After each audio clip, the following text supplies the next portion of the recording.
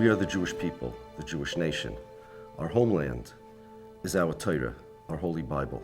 The State of Israel has declared their intention to take the Torah scholars, our most valuable national treasure, to take them out of the study halls, to change their mindset from 2,000-year-old traditional Jewish religious mindset to the nationalist Zionist mindset.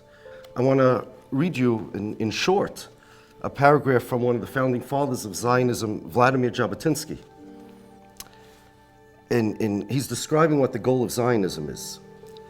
Our starting point is to take a typical Yid of today and to imagine his diametrical opposite.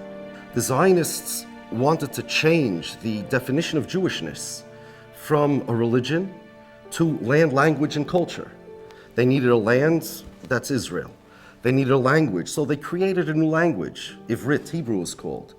Traditionally, the Jewish people are a religion. To the Zionists, as Ben Gurion believed, religion is the national tragedy of the Jewish people. Until now, they didn't have much of an opportunity, or they didn't believe they had much of a necessity to openly assault our religion. To us, to the world, they presented us as museum pieces, like dinosaur bones.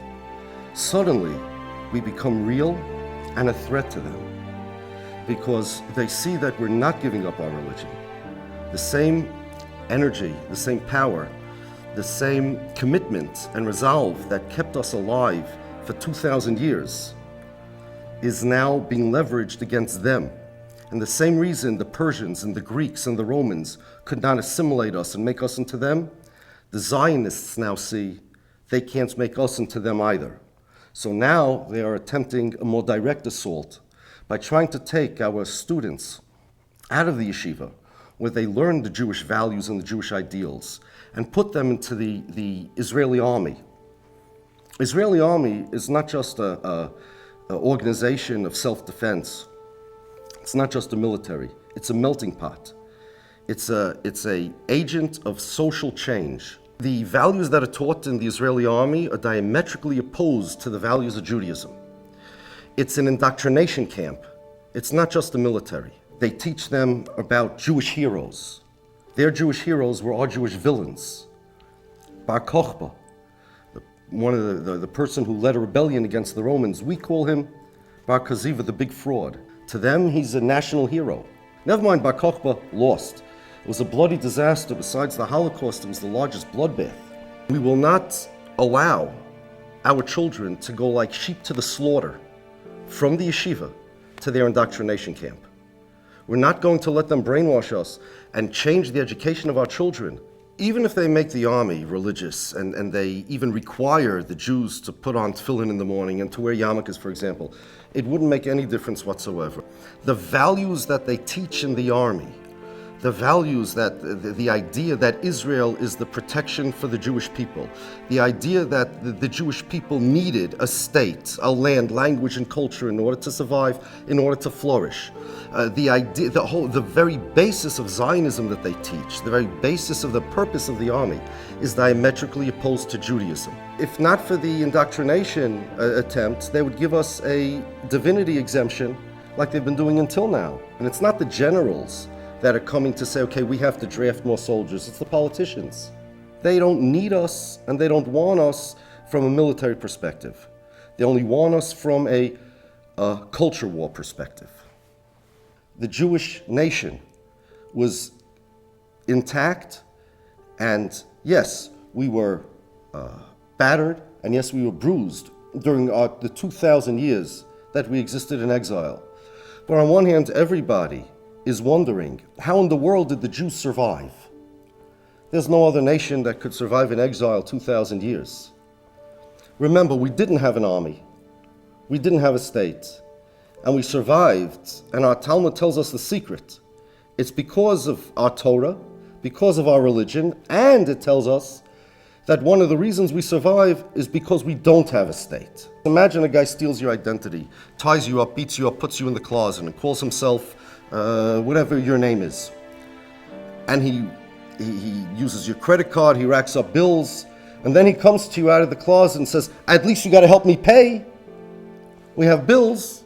You can't do that. Leave us alone. Leave us to what we've been doing for 2,000 years before they came to try to assimilate us into them, before they tried to change us. Just leave us alone. And if they don't want to leave us alone, we'll make sure that they leave us alone. We're not going to allow them to destroy our community and our culture and our religion. The Israeli government has an army. They want to draft us into their army. The Jewish people have an army also. It's the army of our scholars, the army of our rabbis that have kept us alive throughout the years. We had our army mobilized in Manhattan this past Sunday. Those rabbis that spoke, those are our generals. We wanted our brothers in Israel, the boys, to see why the Jewish people were able to survive for 2,000 years. Number two is to show the Israeli government that all segments of Jewry are behind our Torah scholars and we're all against the draft. Locket auf a Chaini ben Yisruel in Arzaini Akdoishe, de Geseires Schmad, fin Gies ben Yishives, wo's der einzigste Ziel is, le Hashkicham Toiru Seichu, il Aviro Malchikaire Zunechu. Wegen dem rief mir in Sos, Handrisch heute Stammes, Tub schien an Himmel. Shma Yisruel, Atem Kirayvi, Mayoim Lamel Chumu Aloi Weichem. In Sommer Hand ungoib Mamel Chume Kiweide, Leman Kvoid Hashem Betoirusoi, Ibishaim Hashem, Nasser Natzliach. The message was, this common cause is so important. We are the rabbis themselves, hands-on. We're going to get together and we're going to join our voices in a chorus and tell the Israeli government, we have an army too. Ich habe gehört von einem Soldaten, was ihm wenig, was sagt, gesagt war mit Entwicklung, mit Gius Bnei Yeshivas, was anfangen mit Gius Bonis. Also haben sie gesagt, dass sie Kuloi noch das Sinne verteut, auf Oikel sein, der Teure und Oikel sein das. We hope the Israeli government will get the message that they're up against the same force that has kept the Jewish people alive for 2,000 years. We're here to tell them that they can declare war from today till tomorrow.